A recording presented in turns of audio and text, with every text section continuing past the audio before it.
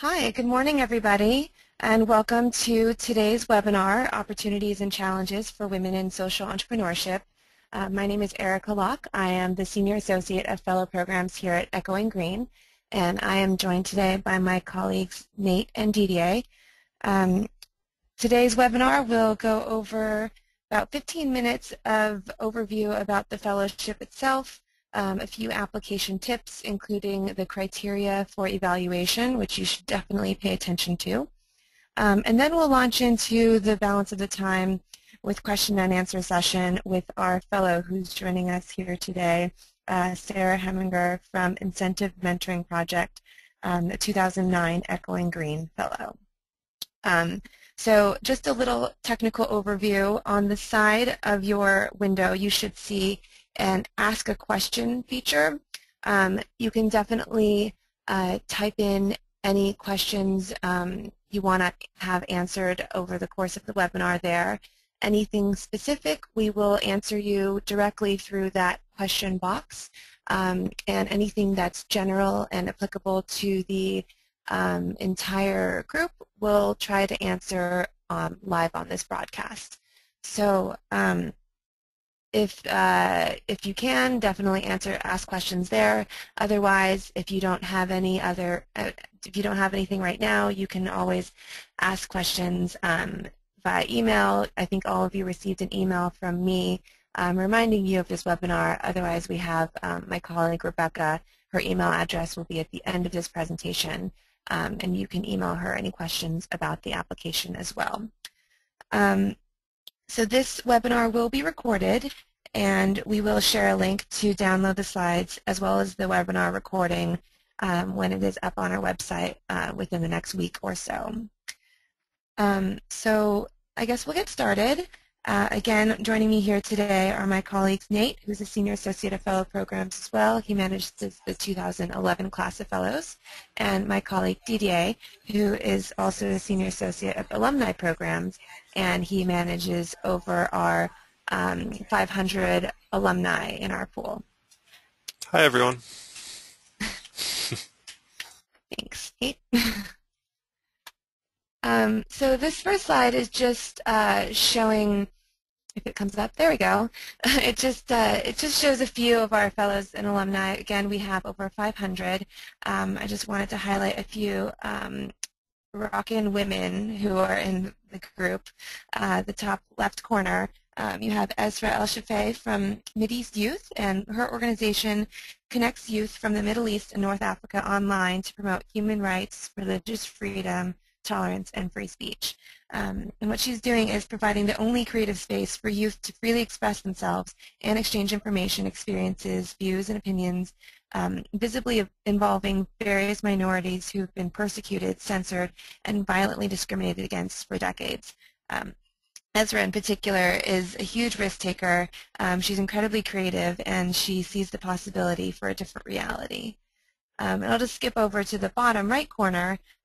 See a picture of a woman holding a baby in a incubator. That is Jane Chen and Rahul Panikkar from Embrace, and what they've created is a low-cost infant warmer for the developing world, and it simulates the incubator environment without the need for electricity. And their bigger mission is to help those who are disadvantaged improve their lives through disruptive technology. And Jane and Rahul, her partner, definitely portray cross-sector thinking, combining engineer, business, and healthcare opportunities. So as you can see, Echoing Green is looking for powerful and passionate individuals who are capable of carrying out their ideas for social change. So they come to us in various stages within the startup phase, and I'll address this right now actually because a lot of times this question comes up is what defines the startup phase. Startup phase really is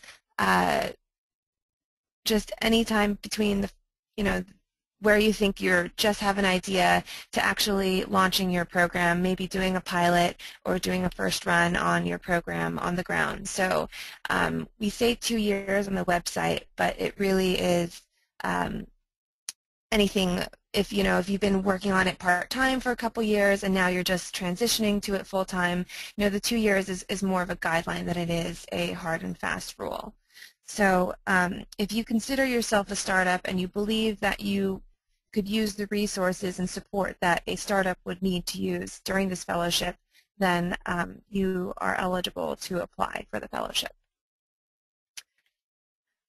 So this next slide is a picture of the world, obviously, and just the green dots represent where we are working, where we have fellows. We have fellows, of course, all around the world, and those could be Americans working outside the U.S. or internationals working in their own communities. Regardless of nationality or citizenship, everyone is welcome to apply.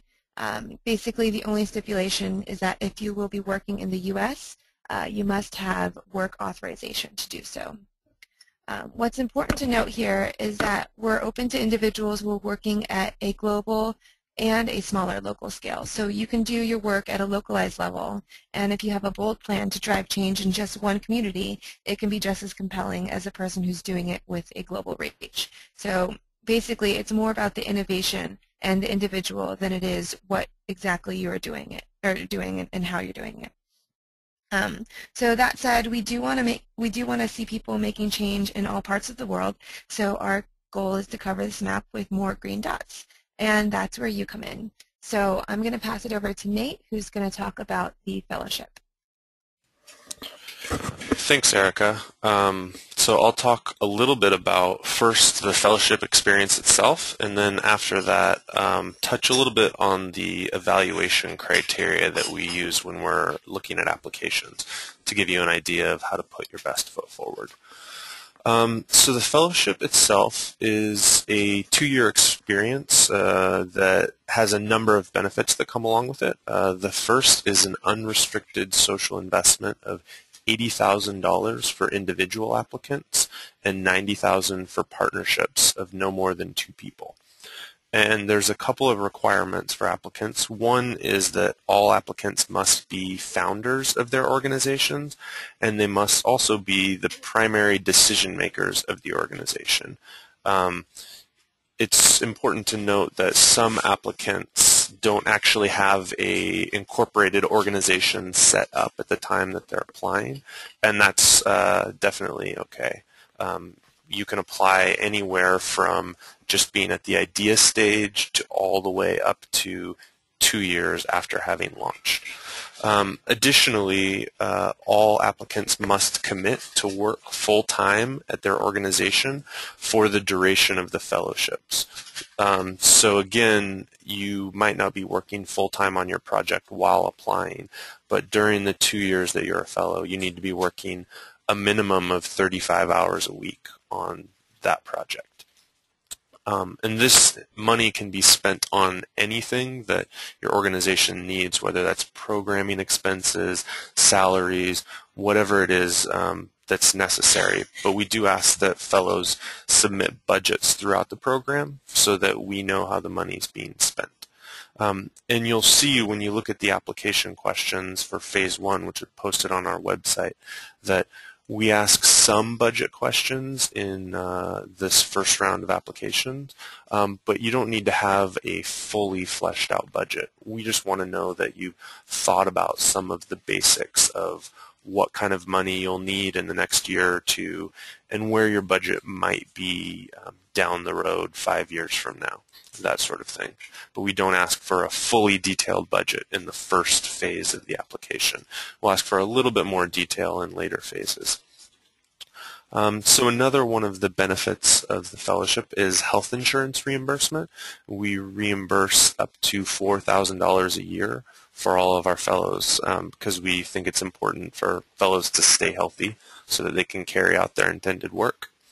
We also offer a professional development stipend. So this is $1,000 a year that can only be used for your personal professional development. So it can't be used on programming, it can't be used on your salary, but we want you to be investing in becoming a better leader of your organization. So fellows use this on attending conferences, taking courses, getting coaching, these sorts of things. Another benefit of the fellowship is access to conferences. And so a couple times a year we bring together either all of our fellows or some subset of our fellows to spend some time together learning from each other and learning from other people in our network. It's a great time to provide and receive tips and guidance on leadership and organizational development. We also offer access to technical support and help in building pro bono partnerships. So we talk with our fellows regularly and figure out what is it that they need help on to take their organization to the next level. And so this ranges from help on social media, help on marketing, thinking about their board governance, staffing, HR issues, all sorts of things. If we have expertise in-house amongst the Echoing Green staff, we do a number of sort of small consulting projects or one-off conversations internally, and then we also try to bring in as many resources as we can from outside organizations or individuals who can give some expert advice and some low-cost or no-cost services to some of our fellows to the extent that we're able to make those connections. And then the last point here is access to a community of like-minded social entrepreneurs and public service leaders. And we've heard from many of our fellows in the past that this is one of the things that they find most important, because being a social entrepreneur can be such a lonely process. Sometimes it just feels like it's sort of you out there on your own waging battles against the world, and to have a connection to other people who are in a similar position, who are dealing with similar obstacles and similar challenges each day, has been a real benefit to our fellows.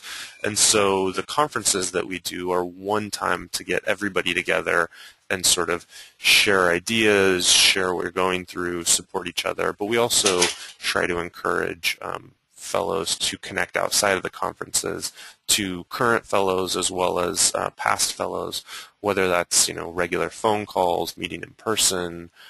Sometimes our fellows have even collaborated on projects together. And we hear from a lot of our fellows that that's actually the most important part of the fellowship for them. So now I'll talk a little bit about the criteria that we are evaluating when we are looking at applications.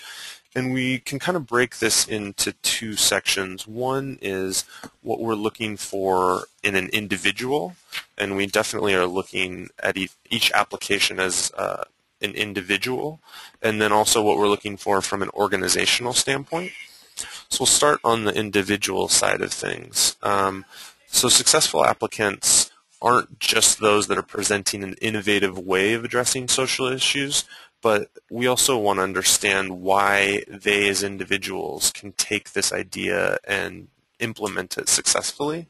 And it really is our goal to foster not just new ideas, but also new leaders who are going to have long careers in the field of social change. So one of the first things we're looking for is a sense of purpose and a sense of passion. So in the application, it's really helpful for you to help us understand why you care deeply about this issue that you've chosen to work on or this community that you're working in. As you're reading through your application, ask yourself, is the why am I doing this? Is the answer to that question going to be clear to us? It's helpful to talk about the experiences that compelled you to apply and compelled you to take on this big challenge. And we want to understand how your passion is connected to your talents, your qualifications, and your past experiences. We're also looking for resilience in our fellows, because social entrepreneurship is really tough, and inevitably you're going to face obstacles along the way. And so in your application, we are looking for you to demonstrate that you have the capacity to bounce back from those challenges and really power through when the going gets tough. And we also want to know that you have the ability to foresee challenges in advance and plan around that.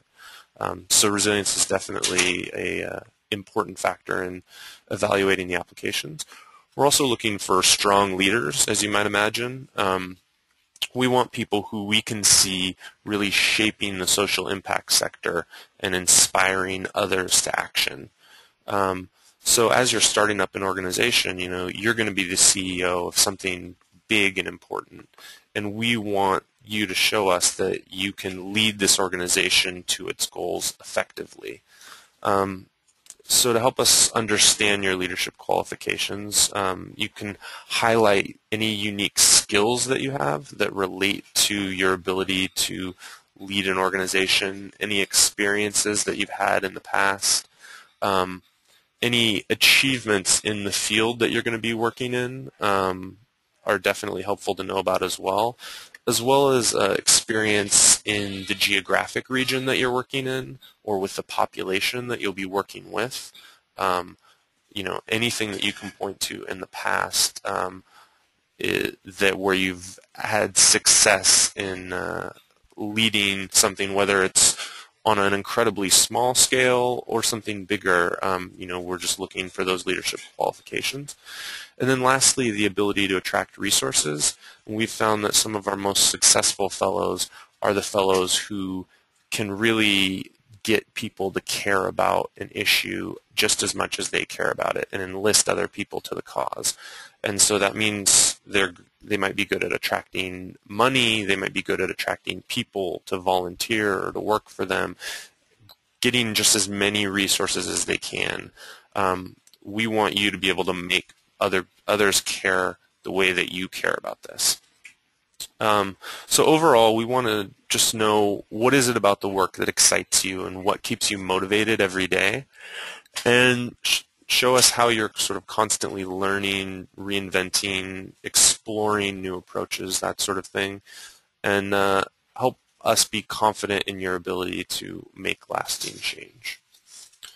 So moving over to the organizational side of things, we've got 4 things that we're looking for here as well.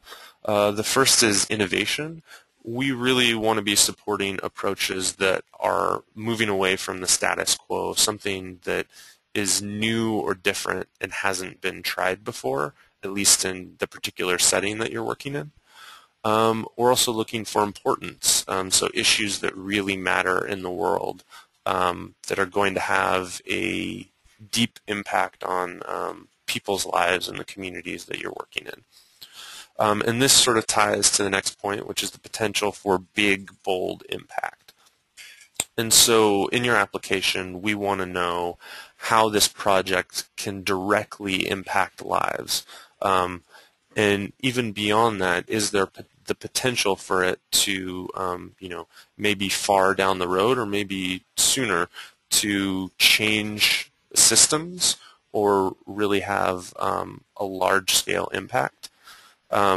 Alternatively, it might be that your program isn't planning on scaling in a big way, but that it's an innovative idea that you can prove that works, and that once you prove that it works, other people might adopt that model to where the larger reaching impact of the organization might be bigger than its actual scale.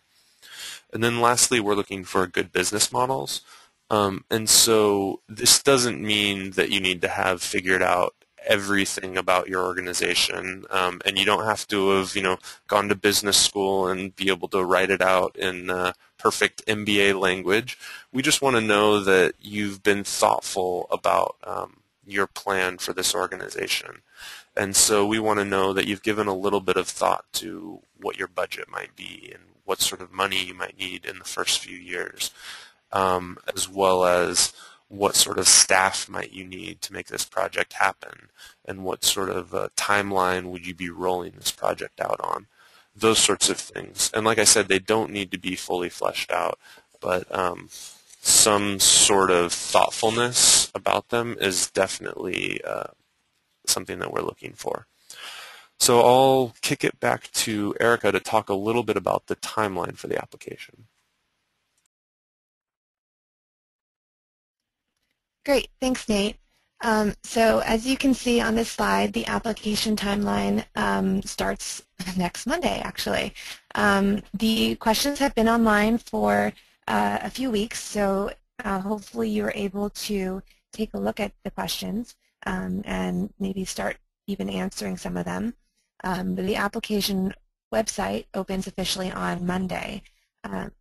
Just of note is it is not a rolling application. So that means you don't have to get it in right at the beginning to be considered earlier. All applications will be considered after the close of the application on January 9th. Along with the essay questions, we'll also be asking you some basic demographic info, as well as asking for you to upload a resume.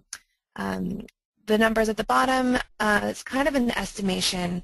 Last year we had 2,800 applications in the first round. This year we're expecting between 15 and 2,500, but obviously that's not definite. So from there we will be reviewing all the applications and bringing it to about 200 to 300 to be invited to complete the semifinal round application. So you will know either way on January 30th, and you'll have, if you are selected as a semifinalist, you'll have a little less than a month to complete the semifinal round application, which requires some additional essays, budget questions, more in-depth and specific budget questions, a competitive landscape analysis where you kind of go over where you are in the field related to other existing organizations that do similar work or work with similar populations, as well as a few letters of reference and a phone interview if needed during the due diligence period. So between February 21st and I'd say mid-April, we'll have an extended due diligence period where your references may be contacted, or you may be contacted for follow-up over the phone or Skype if you're not in country. And then the finalists will be selected, and about 25 to 40 people will be brought in to New York on a fully funded trip by Echoing Green over the weekend of May 10th through 12th. And over those 3 days, you'll be doing 60-second pitches as well as in-person panel interviews with our judges who will be selecting the final group or cohort of 2012 Echoing Green Fellows. This is a long process, but we try to be as thoughtful and as deliberate as possible for each of the phases. If you have any questions about the application timeline or any other things logistically with the application, I'll show you the slide at the end that has my colleague Rebecca's email on it. You may have received emails from her if you have signed up for application updates, but definitely ask her any questions that you may have about the process. So now we're going to segue into the question and answer session with moderated by DDA and with Sarah Heminger. So I'll pass it over to DDA. Thanks, Erica. And hello to all you all on this webinar. Hello to Sarah. Sarah, thank you very much for taking your time to join us today. Just to give you all on the webinar today a quick overview on the privilege we have of having Sarah join us. We're very excited. Sarah Heminger is a 2009 fellow. She's the founder and CEO of the Incentive Mentoring Program, or IMP. IMP empowers struggling teenagers to break the cycle of poverty, drugs, and lack of education by surrounding them with families of 6 to 10 mentors to fill critical gaps in academic and social support. In 2010, Sarah received her PhD in biomedical engineering from Johns Hopkins University. Her work has been published in the Journal of Neuroscience, Journal of Neurophysiology, and Cerebral Cortex. Prior to pursuing her PhD, she worked as an engineer for Medtronic and as a consultant for Household Finance Corporation. A couple of fun facts about Sarah. She's an international level ice dancer, and she's been married to her high school sweetheart for 11 years. We're very excited. Thank you, Sarah, for joining us today. Just want to start by offering you some questions that were pre-submitted for registration, and we'll continue with any relevant questions that were submitted during the webinar. Does that sound good? Sounds great. Awesome. So firstly, what did Echoing Green do for you personally and from an organizational perspective? So for me, when I originally founded IMP, it was as a student group when I was doing my PhD at Hopkins. And so it started off in a very organic fashion, and then by the end of my PhD, I had kind of hit a fork in the road where I had to make a decision whether or not to try and pursue an academic faculty position in biomedical engineering, or would I attempt to kind of scale and replicate IMP, because we had reached a point where we knew that we were onto something that worked, but I, given my background, didn't really understand or know how I could scale and replicate the program. And so for me, Echoing Green completely changed my life path, in that before Echoing Green and the application process, I had never even heard the term social entrepreneur. I did not know that there was essentially a career path that would enable me to do what I absolutely love doing with IMP. And so for me, I think one of the profound things that happened was that I realized I wasn't alone. And so that support started for me in the application process and then has gone all the way through. So my class, my 2009 class, is very close. The community of support that I've had has been incredible. So 6 of us formed what we call a personal board of directors, where we meet once a month, and we have each other talk about both personal and professional things and hold one another accountable. So that type of support has been just amazing. To all of the obviously technical support that I've received from Echoing Green through different workshops, conferences, or sessions when I've gone and visited in New York, that have helped with everything from development to public relations, risk management, human resources, outcomes. Essentially, there isn't anything that I've asked for help with or ideas for that I haven't received an overwhelming amount of support. So I think just for me, both personally and for our organization, the entire experience has just kind of allowed me to see what's possible for me in a new light, and what's possible for IMP as an organization in a new light. And because of that, since I've started the fellowship, our organization has gone from just over 100 volunteers. Now we have over 500. I became our first ever staff person. Now we have 4. And we've gone from having 15 students that we serve to now having 80. So it's been quite a bit of growth that has been possible because of the support that I've received. Did I lose you? Fantastic. Thank you, Sarah. Okay. No, that's fantastic. That was perfect. I think that was awesome. So, the second question is, what did you wish you knew before starting the fellowship? I wish I had known other social entrepreneurs. I mean, I wish I had understood that that social entrepreneurship is this amazing opportunity to combine both, technical knowledge, great business practices, and whatever it is that you have a passion for, that can all really come together in this field. And I wish I had known that that was possible. Mm-hmm. Mm-hmm. And kind of once you ended up kind of entering the fellowship, are there any things that you found to be kind of particularly challenging in your field, or even generally as you think about yourself as kind of the CEO of IMP? What did you find earlier on that was particularly challenging in your field in particular? Well, I think there's a lot of, for instance, in our field, we're working with students. So as you mentioned before, we take the bottom performing students. So our students are failing their freshman year of high school. They're often truant, and and have other like major barriers that they're facing at home. And then what we do is we give them as many as 10 volunteers for one student, and we stay with that student for 7 years. So it's kind of like big brothers, big sisters on steroids. And I think one of the challenging things is there are so many incredible people who have been working for years and years and years in various ways to support youth, and sometimes it's very difficult to,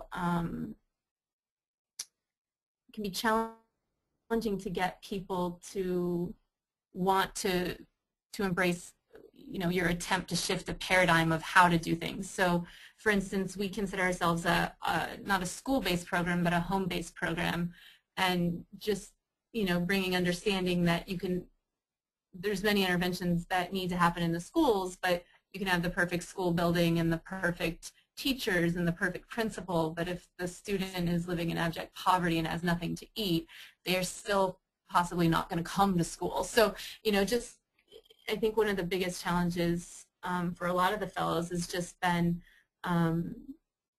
changing the way that people think about things, and then also remaining open to changing our minds about how we think about things, and being collaborative and open-minded about it not mattering who has the solution as long as we find the solution. Right. That makes sense. Another question here, kind of acknowledging that one of our main focuses right now, and here especially in this webinar in particular, is thinking about opportunities and challenges for female social entrepreneurs in particular. How did you address any obstacles you faced as a woman in social entrepreneurship? I mean, I think that the key, I think, I don't know, it would depend on exactly what obstacles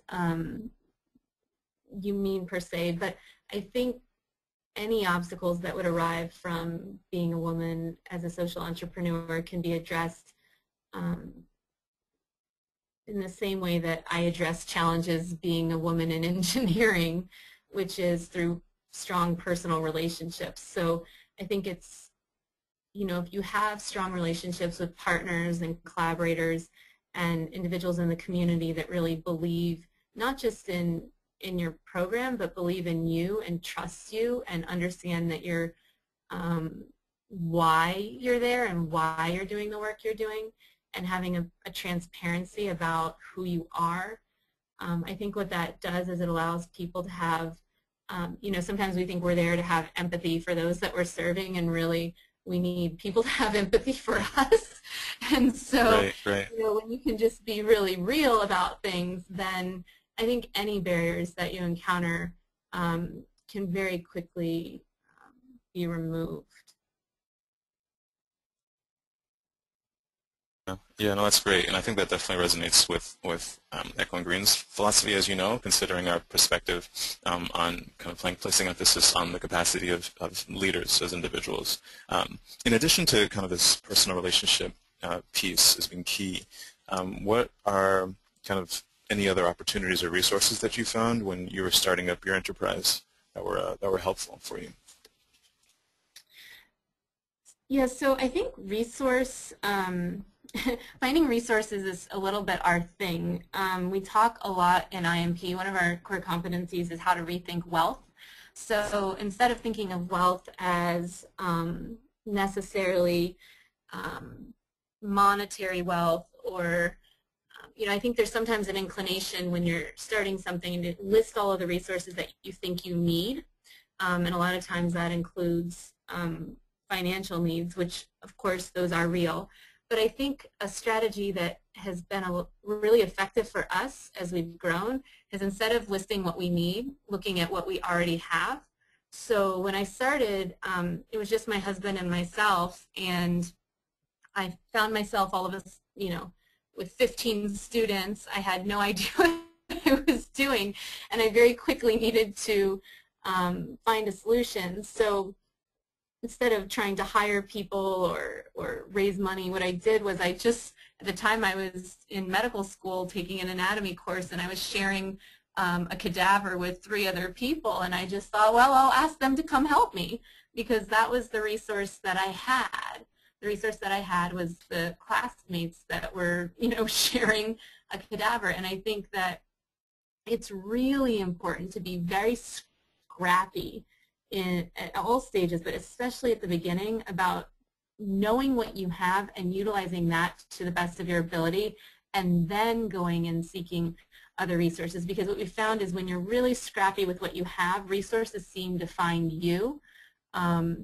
Now, more on the technical end of things, we've used things like Google Apps has been hugely helpful for us, because we have to, with these families of mentors, we need to have really good communication. So we've been able to use everything from the calendars to the email system to documents, payroll services. I mean, there's all kinds of technical services that have been, incredibly helpful as well. Another thing for me that was pretty game-changing was someone volunteered early on to be my executive coach. So if you can find someone who really is bought into what you're doing and can help you wherever your weaknesses are. So my weaknesses were understanding kind of the business side of things early on, and having a coach who I met with once a month for 3 hours just focus on building my capacity in those areas, and training was incredibly helpful. But again, she was someone that I met because it was part of utilizing the set of resources that I already had. So I don't know, the more you can rethink wealth, I think the better off you are. Right. And so, Cool. I mean, what that translated to us is, then having 500 people, because, we started with the 4 at the cadaver, but then they asked their friends, and they asked their friends, and they asked their friends, and then very quickly you have, half the Hopkins med students participating. So,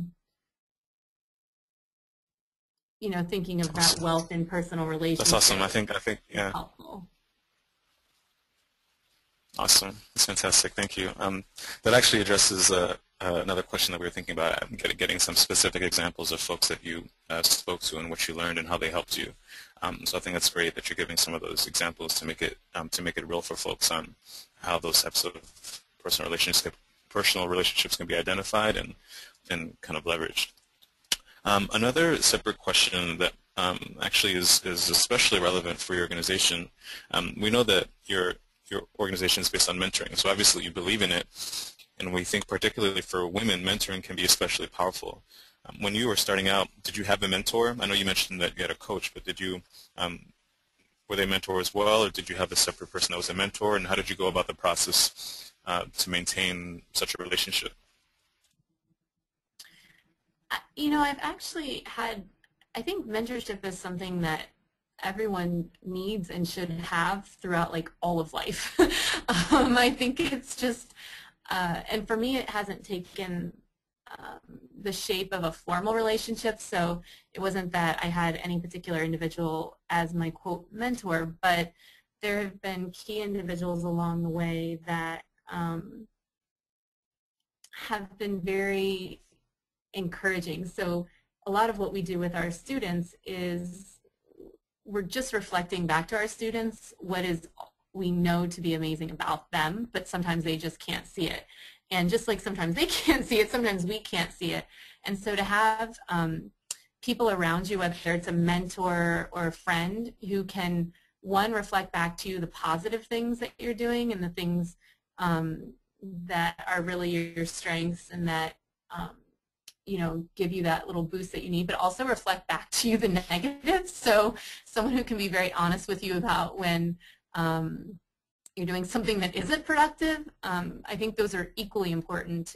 And a good mentor, I've definitely had people in my life, whether it's my father or my PhD advisor Reza, or members of the community who have really done that for me, and that honesty in the relationship has been really critical.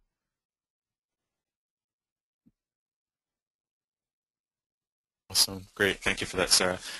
One final question that we have for you, for the many applicants that are on this call and that will continue to kind of learn about the fellowship and intend to apply, their initiatives are still in the idea phase.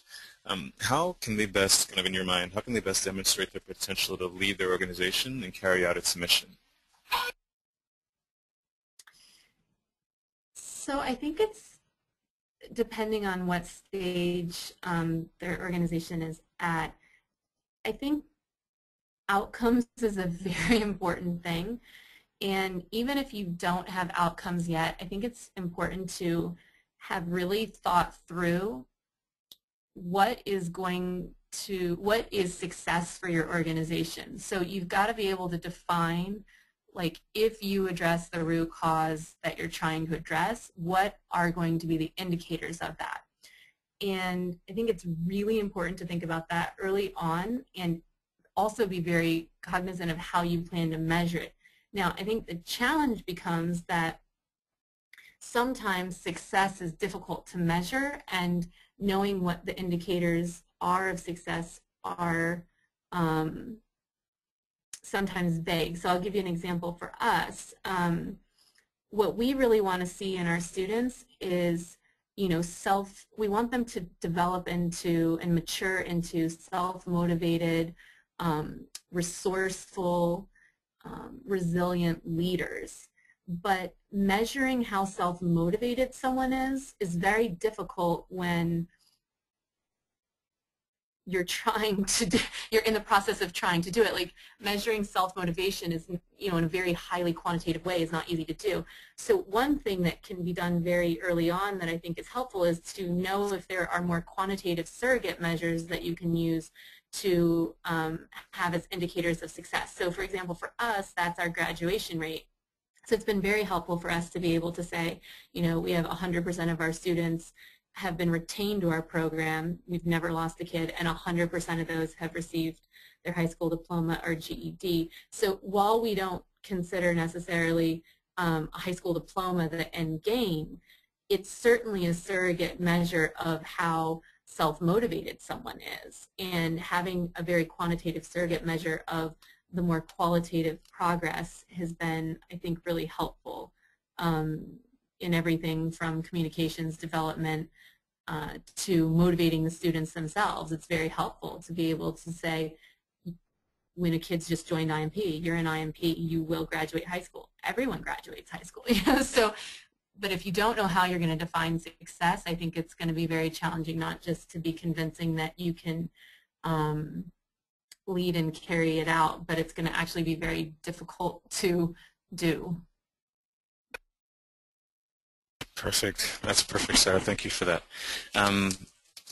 This has been awesome, and I would love to give you an opportunity to share any additional kind of insights or thoughts that you may have for these social entrepreneurs, these female social entrepreneurs in particular on this call. You have any kind of final piece of advice that you'd like to share? I think, so one thing I might mention is we also have an all-female staff currently. And I think that it's been very interesting for us to not just embrace, basically having a startup is a very intense job, and especially if you're really connected at the heart level with it, it's an intense way of life then, not just a job. And we've tried to be really creative about how we find balance, and I'm certainly not very good at that, but I think I've gotten better. And I just would encourage you to, in these endeavors, not feel like you have to actually choose, but that you can not just think outside of the box about how to run your program, but you can really think outside of the box of how to structure staff time, volunteer time, vacation time, things that can allow people to have a really, balanced life, and whatever balance is for them. It's going to be different for everyone. But there are creative ways to make it not just work, but actually make it so people can thrive.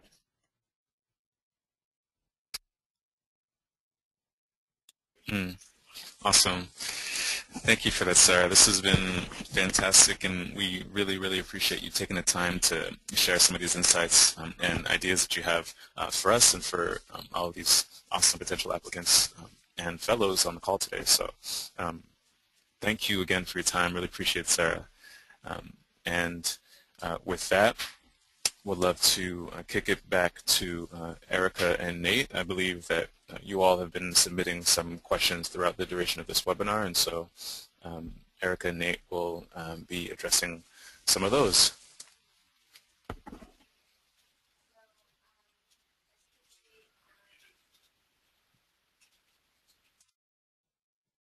Thanks, CDA. So as you can see on this slide, the essay questions are available now. Frequently asked questions are also available on the website. And we will be collecting your questions not just through the webinar sign-up, but also through the sidebar. We will be collecting those questions as well and adding any relevant questions to the FAQ up there. Remember you can log into the application website as of next Monday to submit your application. And if you have any additional questions, please email Rebecca at echoinggreen.org.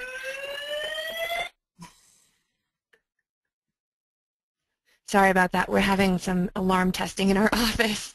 Finally, I wanted to let you know that if you guys did have any technical difficulties on this presentation, there will be a recording available online within the next week or so. Everyone who signed up for the webinar will receive an email that says when the recording is available. It will be a YouTube video, so hopefully that's easy for you to consume. And finally, for those who haven't signed up for application updates, please go online and sign up for the newsletter and click in the box that says I would like to receive the fellowship application updates, and then you will get every email that's relevant throughout the application process, which officially starts on Monday. Thank you everybody for joining us. I know this is early, especially for you East Coasters. Just leaving you with a cute little picture of one of our current fellows who does a school for girls in Kibera, which is a slum of Nairobi, the Shining Hope for Communities. And thanks again to Sarah for joining us today, and thank you my colleagues, and thanks to all of you.